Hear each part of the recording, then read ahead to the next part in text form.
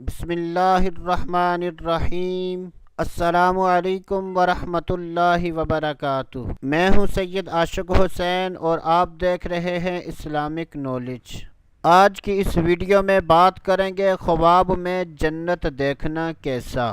حضرت سیدنا ابن سیرین رحمۃ اللہ تعالی علیہ نے ارشاد فرمایا کہ اگر کوئی شخص خواب میں جنت دیکھے تو یہ اس بات کی دلیل ہے کہ اس کو اللہ تبارک و تعالی کی طرف سے خوشی اور خوشخبری ملے گی، اور اگر دیکھے کہ وہ جنت کے میوے کھا رہا ہے یا اس کو کسی نے میوے دیے ہیں تو یہ اس بات کی دلیل ہے کہ وہ شخص علم حاصل کرے گا اور دین سیکھے گا، لیکن اس سے فائدہ نہیں اٹھائے گا۔